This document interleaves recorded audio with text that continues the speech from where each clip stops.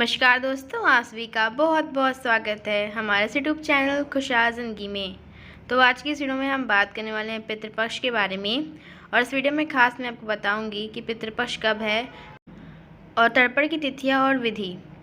तो इस वीडियो में आगे बढ़ने से पहले अगर आप नए हैं, अभी तक हमारे चैनल को सब्सक्राइब नहीं किया है, तो प्लीज़ हमारे चैनल को लाइक, सब्सक्राइब और शेयर कर दीजिएगा। तो चलिए बिना किसी देरी के अपने वीडियो को शुरू करते हैं। तो पितृपक्ष में पूर्वजों को याद करके दान धर्म करने की परंपरा है और हिंदू धर्म में इन दिनों का खास महत्व होता है। पितृपक्ष में पितरों की मुक्ति के लिए कर्म किए जाते हैं और धार्मिक मान्यताओं के अनुसार पितृ नाराज हो जाएं तो घर की तरक्की में बाधाएं उत्पन्न होती हैं। और यही कारण है कि पितृपक्ष में पितरों को खुश करने के लिए और आशीर्वाद प्राप्त करने के लिए श्राद्ध किए जाते हैं। और पितृपक्ष अश्विन मास के कृष्ण पक्ष की प्रतिपदा तिथि से शुरू होता है और ये अमावस्या तिथि तक रहता है। तो इस बार पितृपक्ष 29 सितंबर को शुरू होने जा रहा है और इसका समापन 14 अक्टूबर को होगा।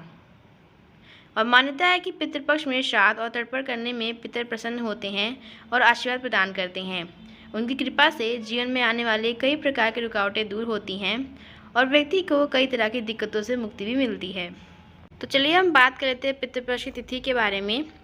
तो प्रतिपदा तिथि प्रारंभ 29 सितंबर 2023 को दोपहर 3:26 से होगा और प्रतिपदा तिथि का समापन सितंबर 30, 2023 को दोपहर 12:31 तक रहेगा।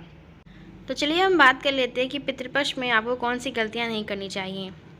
सबसे पहला, हिंदू शास्त्रों में प्याज और लहसुन को तामसिक माना जाता है और जो हमारी इंद्रियों को प्रभावित करती है।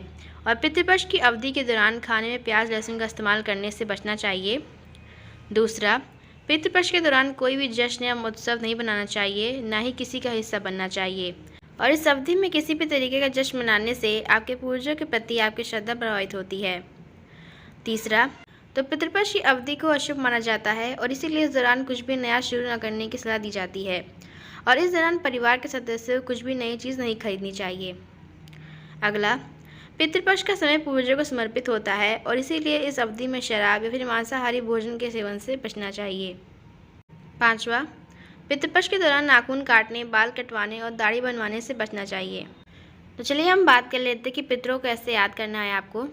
तो पितृपक्ष में हमें अपने पितरों को नियमित रूप से जल अर्पित करना है और यह जल दक्षिण दिशा की ओर मुँह करके दोपहर के समय दिया जाता है। और जल में काला तिल मिलाया जाता है और हाथ में कुश रखा जाता है। और जिस दिन पूर्वज का देहांत हुआ है और उसी दिन अन्न और वस्त्र का दान भी किया जाता है।